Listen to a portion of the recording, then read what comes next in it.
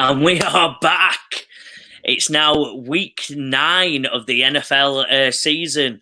Another crazy week last week, and a load more unpredictable games, a lot of high-scoring games. I think, as you can see, what I'll be saying in a minute, I'm hoping the scoring continues, Bish. But what did you think? What were your talking points on the betting, and where's your head at with it all? Yeah, it was a good week, as you said. Betting wise, I was 1 from 3. My big one came in, which was the Jags to win and Etienne on the overs, which was pleasing. But then I'm kicking myself. I was too cute with the Ravens. Just backing them outright was the go. I tried to be cute and back them to win the first quarter, and unfortunately the Cardinals had a good first quarter, and that was 7-7, so that blew that one straight away. But yeah, and Breece Hall on the overs was a non-starter in New York, so that was a very turgid game with not much offense going. So 1 out of 3, not ideal, but the sort of big odds landed. So I'm -6 on the year for the first half of the year. So I'm hoping it's a big second half of the year and we can kick on. It is, Fish. We need a kick on. I was also 1 for 3. I had Minnesota Vikings on the handicap at -1. Money all day long. I was very confident in that one, but Tank Dell disappointed. Got a few receptions, but didn't get the touchdown that I put. And then, as you mentioned, that Giants-Jets game was just a non-starter. One of the worst games of football of the year, I think. Both teams disappointed and ended up scratching out. Yeah, and it ended up being a scratchy win. My other two come off, so that was the that was the sad one. But 1 out of 3 is what it is. But we're on for another week. More stats, more data in the system. I'm going big this week. It's not me going these safe bets that I think are safe, because it's just not naturally me. So I'm going big, Bish. But I've seen some of yours. I liking them. But let's start, Bish. Take us through your first bet. My first one, and I've gone back to the win and the overs line on the player prop, and it's the Saints to win with Alvin Kamara over 33.5 receiving yards. So just breaking it down, the Saints are currently 4-4, but Derek Carr is on a bit of a heater at the minute. His last 3 games, he's been over 300 passing yards, one over 350 in that. On this line, the bookies have got him at -8.5 here, massive. Home favourite against the Bears. And as we know, the Bears, Fields is out at the minute. Tyson Bagent came in, got a win on his first start, and then back to earth last week with a loss at the Chargers. But he's actually, they're dumbing it down for him. His yards per attempt is only 6 yards, so he's not throwing the ball very far. He had 2 interceptions last week against the Chargers, and this Saints defense is pretty fierce. It's a top 10 defense, so I think the Saints at home here, that they're a great bet, I think, and just coming to the Kamara line, the over 33.5 receiving yards. The Bears are actually quite good against the run, the third best against the run, but against receiving yards to running backs, Sorry, I'm just looking at. I've lost my notes here, but they're actually the worst. They're ranked the worst. So they average 62. They give up 62 receiving yards to running backs a game, and a back like Alvin Kamara, who is pretty much a wide receiver playing running back. He can do it all. Since he's been back in week 4, he's had 16 more receptions than any other running back.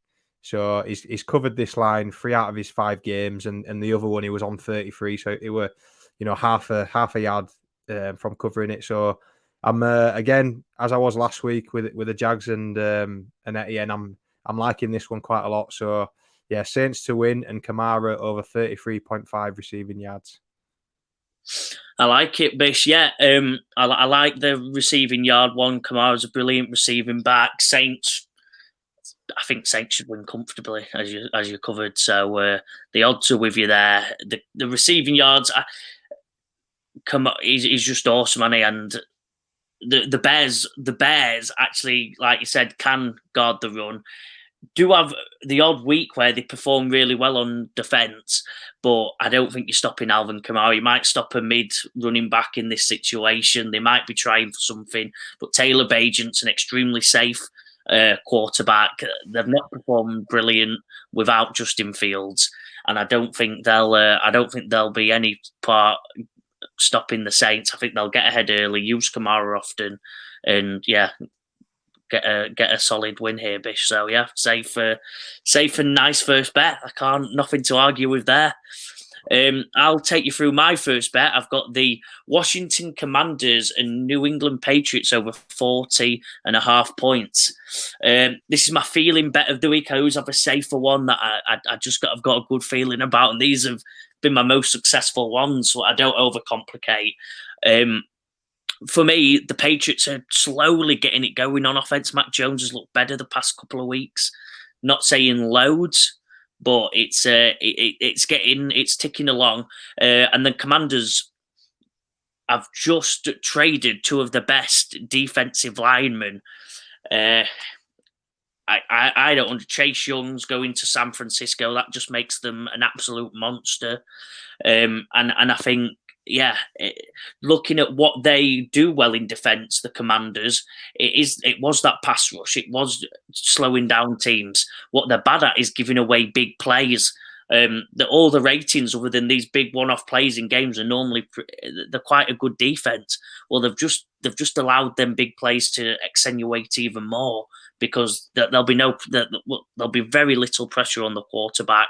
Mac Jones will have time to get his receivers open, and I think more and more plays will happen where there'll be a lot of points. Patriots are trying to get things going. Commanders, Sam Howell's been having some brilliant weeks. I've got no worries about the Commanders' offense, but I think the defense are going to be that bad now. They are 25th ranked in the league anyway. Traded away two of the best defensive side players, so I think a lot of points, and that don't go hand in hand with talking about the New England Patriots, Bish. But I think they are slowly getting it going, and I think this defense might be that bad now, where it'd be good for Mac Jones, and he'll have a good week, and it could actually be an exciting game, which these two teams haven't provided very often this season.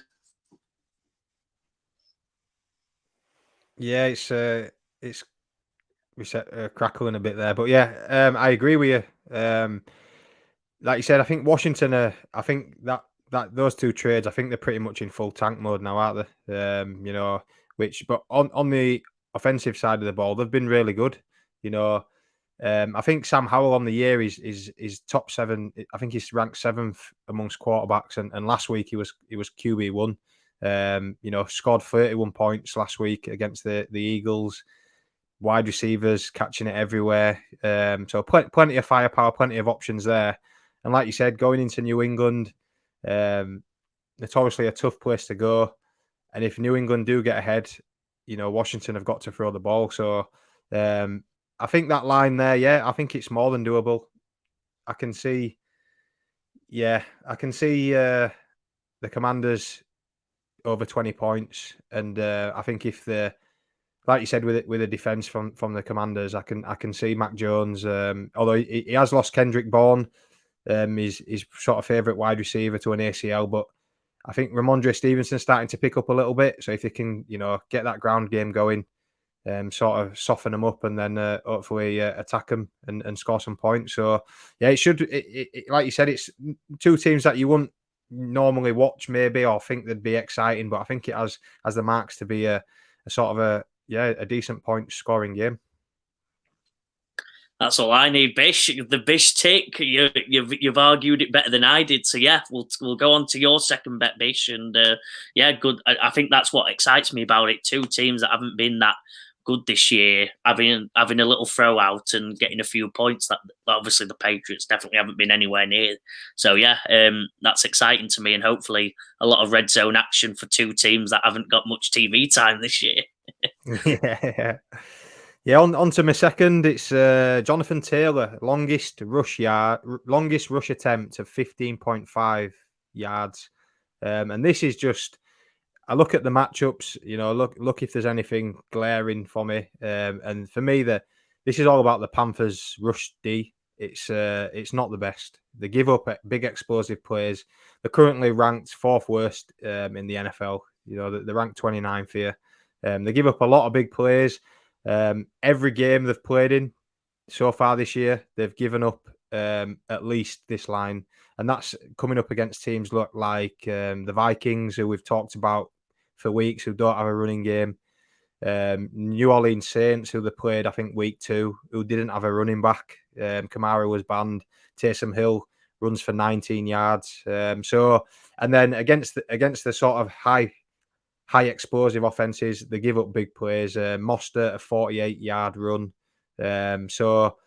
Taylor he's been splitting carries recently with Zach Moss since he's come back. He's played 4 games. His last 2, they've gone up in carries. He was 12 and 18. And it is literally a 50-50 split in terms of carries with Zach Moss. But I think that works for us on this one. He's going to be fresh. He's going to come into the game fresh. Most carries he's going to be fresh. And his last 2, he's played 4.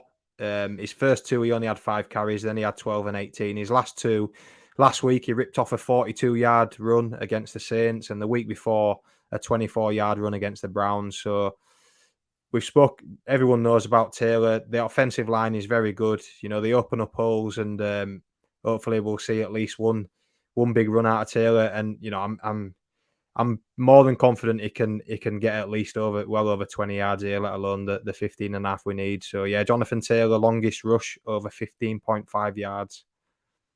Well, you've covered every stat possible there, Bish. So I think you've. I'm looking. I like that.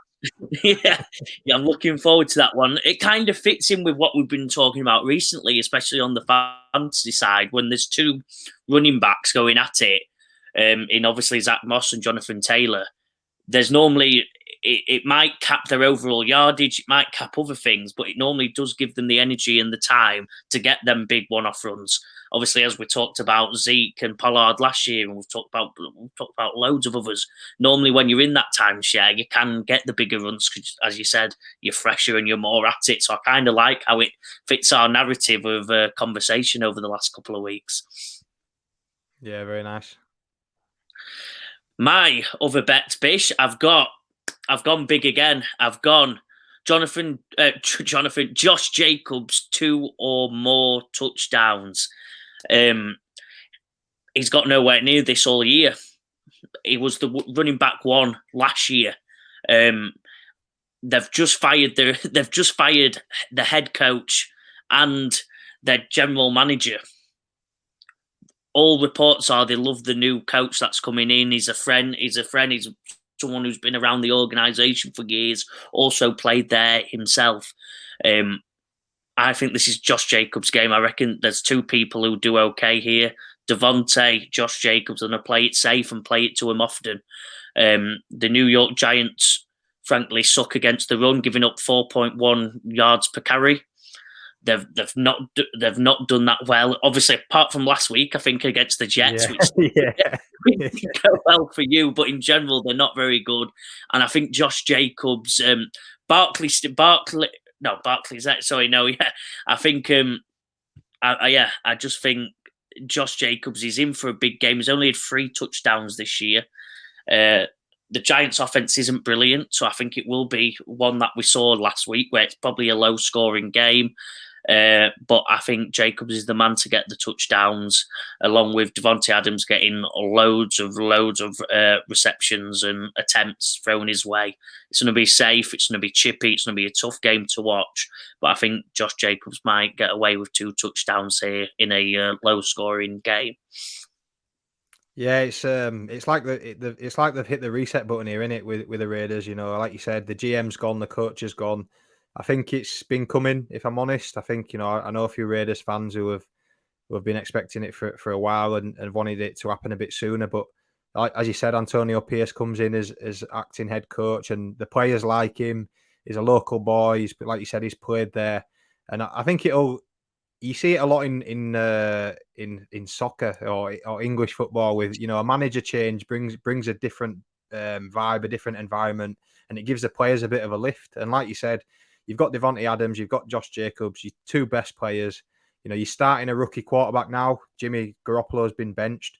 Just give him the ball. Make opportunities for him. The defense is more than good enough to give him that field opportunity. Get the ball back in good spots for hopefully Josh Jacobs to crash over for these 2 touchdowns. Like you said, it's been a slow start to the year for him, but now this second half, I'm more think he's capable than kicking on, and he's definitely good enough. Number 1 running back last year, so let's see it start the second half of the year with at least 2 touchdowns.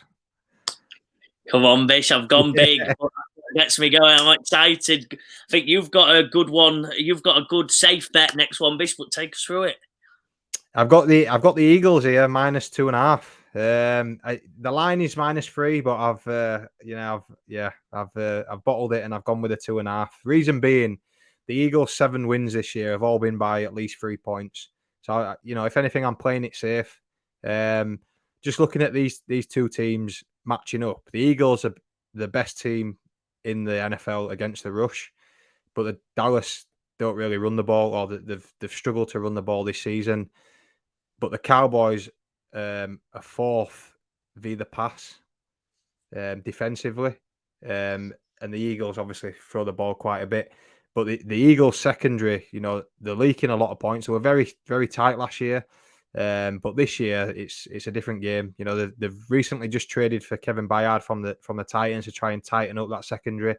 I watched them last week against the Commanders, conceded 31 points, and there were wide receivers open all over the field. So that'll be an interesting matchup with, CD Lamb having a massive game last week against the Rams, 158 yards, 2 touchdowns. But overall, I just think the Eagles, I think they've got the better O-line. They've got the better D-line. I just think overall they're the better team. The Cowboys' record, I think I said this, I think last week against the Steelers, for the Steelers. I think it's a bit fraudulent, if I'm honest. They're 5-2. But they've only played 2 teams with a winning record this year. One against the Jets that they won, albeit after the sort of Rodgers injury, them dealing with that. And then the other one was against the 49ers, and, they got took to the cleaners there, 42-10. So, Micah Parsons is a game changer. He could change this game on his own. But, overall, I just think the Eagles are the better team. So, I'm taking the Eagles -2.5. Yeah, like it, Bish. Obviously, I've got a soft spot for Dallas because I think I've got their defense on pretty much every single fantasy team I know. So it hurts me to agree with you. I don't want to agree with you, but I think it hurts me for a reason because Jalen Hurts. I think they're going to struggle to stop him. I think that Dallas defense, Micah Parsons is fast. He's powerful and he's fast. But I don't think he's as fast as Jalen Hurts. And I think that's a team when they've got a stagnant quarterback, the Cowboy, they can get all over him. He's too fast. But they've got DeAndre Swift, who's extremely fast. And they've got, obviously, the quarterback who can scramble and make plays. And then wide receivers on Philadelphia are more than legit. We've talked about them all year. A.J. Brown is just having a season that I didn't want. Drafting Devontae Smith, but even Devontae's been, even Devontae Smith's been good this year. I think they're legit, Bish. Like you said, I like that you've done the -2.5 because I think it will be a close game. Dallas are a good, solid team, but this could be the one where we find out if they're really contenders or not. And like you said, that we'll find out. We'll find out. I'll leave it there. Yeah, I was tempted by the overs in this one as well, but just looking back to the Dolphins-Eagles game, I thought that would be overs, and I just think the Eagles, if they get in front, they could sort of grind it out here, run the ball, keep the clock ticking, which might force it unders. But so I've gone with the Eagles here on the handicap instead. Brilliant. I will take you through my last bet. It's a long one, as you can see there. 3 money line bets. I think 3 safe bet. That's why I've done my treble that I like to always chuck in. But I've got the Cincinnati Bengals versus the Buffalo Bills money line win. I've got the Tampa Bay Buccaneers versus the Houston I was going to say Houston Rockets there, but Houston, again, money line.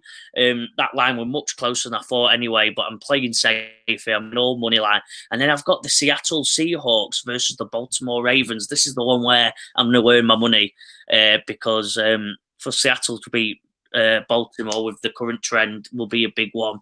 But I'll quickly run through them all. Cincinnati against Buffalo. I'm on the thing where I'm not fully convinced about Buffalo. Josh Allen sometimes struggles in them bigger games. The defensive side this year has just not been quite there, which means he has to throw it about. He is turnover prone. Cincinnati's defense has been pretty good, probably better than it was last year, and now they've got that offense going. Joe Burrow was running around the pitch last week. He's obviously foot's healed, his ankle's healed, he's getting back at it, and I think they want to win to prove me and all them haters wrong who said their season's done.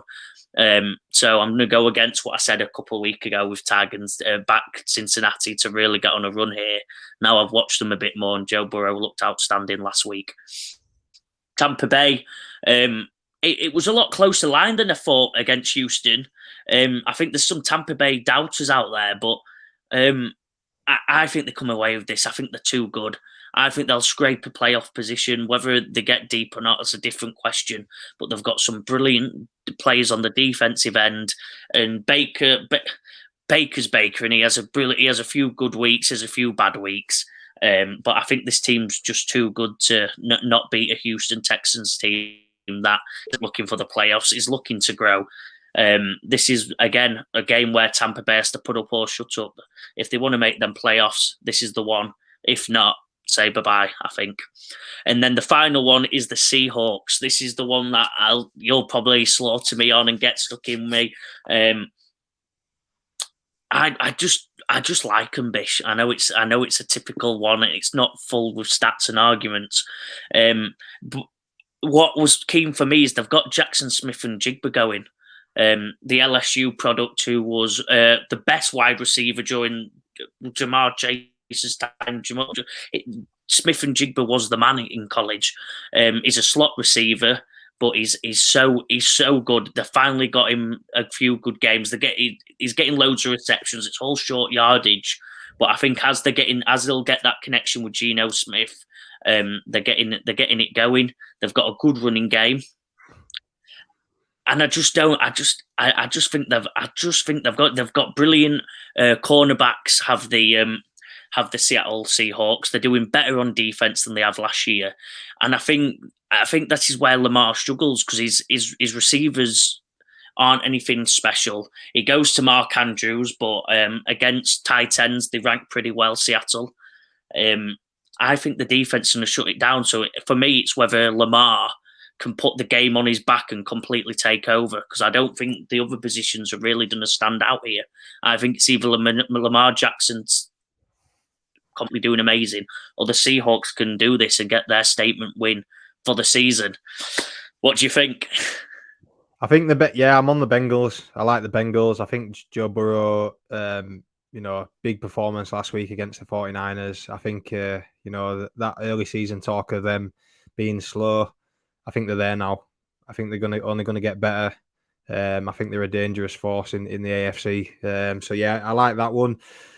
Tampa, I think this is I honestly do think this is a coin flip either way.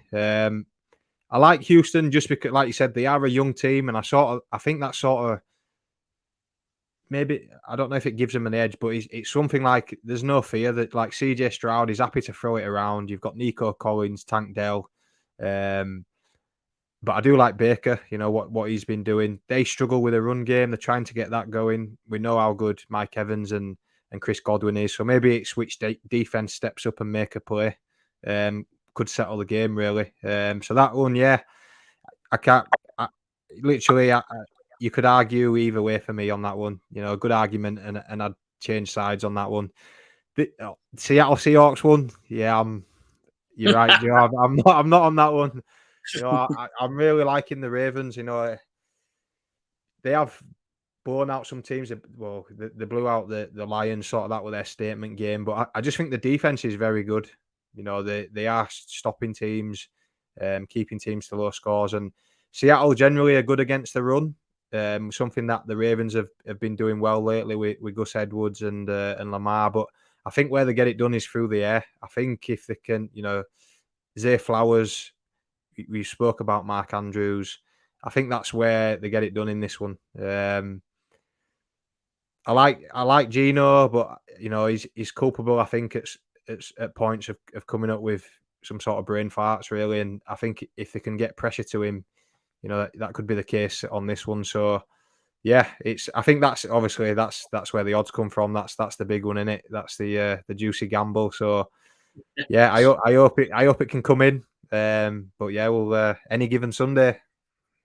Any given Sunday, I like that. That might be the thing for this week. So I've definitely gone to out there bets. But yeah, no, Seattle, I believe in them, Bish, as you said, and I just think they'll shut down them receivers. That's where I think we'll differ. Them receivers is the one where I don't think they're good enough to match up against the Seattle one. And I think if Lamar doesn't get going with the run, if Gus Edwards, I think Gus Edwards is a good running back, but he's nothing special. And I think it can be a low scoring game. This, and I think that's where Geno Smith's frailties might be outlined. They'll get the run going. Even Zach Charbonnet is the backup running back. I think he'll get some yards, and they'll just tick this one over and get their first statement win. But we'll see. But yeah, we've covered the European games, Bish. We've done all the UK based ones. Let's go over the Germany game. We're a big fan of them playing these games throughout all throughout the European continent now. Hopefully they'll go to other countries as well. But yeah, let's go here. We've got the slides back. If it loads up, and there we go. Bish, take us for your bet. Yeah, what a game this is as well in Frankfurt. Obviously, a massive game. The Dolphins and the Chiefs. And I've stuck my neck out on the line here. I'm taking the Dolphins money line. Those followers who watch our shows, they know that I'm, Tags had me down as a secret fan of the Dolphins. But I just like what they do on attack. We had doubts over the defense, but Jalen Ramsey's back. That's stiffening up a little bit. He came back with an interception at the weekend. Picked off Mac Jones. So yeah. A stat for the Chiefs, though, I believe Mahomes is 8-0 after a defeat. So they are a bounce back team. But one stat this year that has gone well is the first team that lands, on that away day soil, whether it's London, whether it's Frankfurt in this case, the first team that gets there and acclimatizes to the time, generally, well, they have done this year, has come out with a result. So, the Dolphins, I believe, landed Tuesday morning in Germany, and we're recording this Thursday evening. I think the Chiefs are due to fly out soon, and they land Friday morning. So, the Dolphins have been there all week, and so I think that that's a big one, or it has been this year. So, hopefully the Dolphins can. This will be a big statement win for them. They've been beating some pretty average teams, so this will be the first one. Which will be a big tick in the book. So, yeah, the Dolphins money line for me. I like it. I want to see the Dolphins get that statement win. They're obviously breaking every record on offense that's been wrote in the last couple of months. But like you said, I pick out a win this year where I've gone, wow, that's a Super Bowl winning side yet. I believe in them, and if they're the Chiefs, wow, that will be it. The Chiefs have been good on defense, haven't they? That's my only worry here, that the Chiefs have been very stout in defense. But some of the quotes, I'll back you up. Some of the quotes that these players are saying, it sounds like the worst nightmare is going out here and playing in Germany. There's not many good news stories saying I'm buzzing. Where, like I said, Dolphins, it seems a completely different vibe. So I'm with you. I think the Dolphins coming early, loving the fact they're in Germany, getting involved means a lot more than them Chiefs that don't seem to be, that are booking dog appointments, that are booking dog sitting, child sitting, and doing anything but wanting to be in Germany right now. I'll take you through my one quickly. We've got two touchdown specials here, but I've got Rashee Rice anytime touchdown. This is on the Chiefs side of the ball here, but Rashee Rice, what a year he's having from a late round pick to being Mahomes' top wide receiver target. I think that he's been getting a solid 5 receptions on average, and he's been getting even more targets. He's not been getting. He's now on the season with 3 touchdowns. I just think Miami have just got a lot to guard, haven't they? Typically, Kelsey, the running backs, Mahomes, they've got a lot that they need to figure out, a lot of speed around the pitch. I think it will be a shootout, whichever team comes on top. But I think this is a Rashee Rice game. I think they might put Ramsey on Kelsey. They'll figure something out for Kelsey. He's going to get double teamed all game long. I think that opens it up for Rashee Rice, and he'll get the job done. He's not been having explosive plays, but he's just been that consistent target, and I think that's what they'll need in a game like this, where it will be back and forth. So I'm going Rashee Rice touchdown, and Bish going to take us through Tags. Tags got Patrick Mahomes to bounce back with a touchdown. He had the notorious flu game last week. They lost to Denver, so he's got Patty to be out of the pocket and scrambling for a touchdown. There's just going to be all the stats are saying there's going to be a lot of score. It's going to be a high scoring game here. I think the over-under is 50.5 at the moment, Bish, or has it changed? No, I think that was right. Yeah, I think it's around there. So there's going to be a lot of touchdowns. Someone has to score them. And I think you've got 2 names. If Taylor Swift does not show up, Kelsey might be having a worse game. So someone's got to get them touchdowns. And let's hope it's Rashee Rice and Patrick Mahomes. Definitely. Bish, take us through it. I think my connection's been up and down, so I do apologise about that. But Bish, you take us through the ending and give us all your thoughts. We've got Tags touchdown treble as well. We've got off the press. Wow, off the press. Sorry. He's on holiday, but he's sunning it up. But he's sent in his touchdown treble just in time. I will through now. So yeah, it's been a tough first half of the season, but we're looking to get the second half underway, and it's up there. It's Amari Cooper for the Browns, Devontae Adams for the Raiders, and Jalen Hurts for the Eagles. So yeah, we've spoke about the Raiders, we spoke about Devontae Adams. Hopefully, a fresh start with a new acting head coach, and that can get him over there. Cooper, I think Watson is. I think he's training, but some comments are saying he's not sure whether he can play at the weekend. So we'll have to keep an eye on that one. But that's against the Cardinals. Obviously the Cardinals are shipping a lot of points at the minute, and then Jalen Hurts. So we're all looking for that brotherly shove, to get him over the line there. So yeah, we haven't got a price on that, but it'll be up at the weekend. A price on that one. Yeah, I think this is a good one for Tag. I think he's gone pretty safe here in terms of the odds.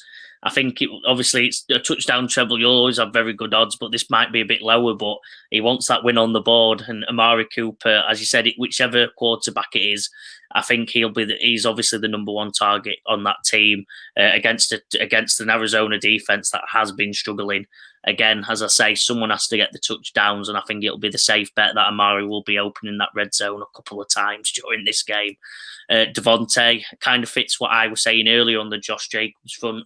Maybe they'll get 3 touchdowns. Maybe I'll get 2 Josh Jacobs and a Devontae, and they'll be flying and riding the wave. Now they've got some of them coaches, McDaniels, and them that they clearly didn't like and weren't clicking with. So hopefully they get things going there. And then Jalen Hurts suits what your bet, Bish, with Philly. Hopefully he's the one who gets the touchdown. Been playing awesome this year, and I think that suits with how their defense, how it goes. So let's go, Tag. Let's get one on the board. Let's get flagging, because I think we all need a big win, and I think Tags could bring us in here. Yeah, let's start the second half very well. And I'll carry on from what I forgot. I apologise, Bish. But take us through your thoughts, Bish, and end the show in a lovely way. Yeah, it's watch some games. It's a great start. Again, we've got a 2:30 game on the Sunday, so that's literally if you stay up for the late night game, you've got potentially 14 hours of NFL games there for you to get stuck into. So that's great fun. But yeah, please, we've got a new home on YouTube. So please subscribe to the channel. If you're liking what we're doing, please like. Hopefully, we're trying to get ourselves out there, to more people, more NFL fans, build a bit of a community. If you listen on Spotify, a review would be great as well. We're on the socials, Instagram, X, it's called now, and TikTok. So plenty of content out there. But yeah, please get involved, and hopefully we can make some pennies. What a way to end, Bish. I've got a lovely meal tonight. I'll just drop in. I'm newly engaged. Got engaged yesterday. Proposed to my missus. So I've got a good night ahead. But it's always a pleasure, and I'm hoping whatever the next few days comes, I can be laid out on Sunday watching the games and getting some paying off that money I spent on that ring. Yeah. Congratulations. Thank you, pal, and see you Sunday. See you later.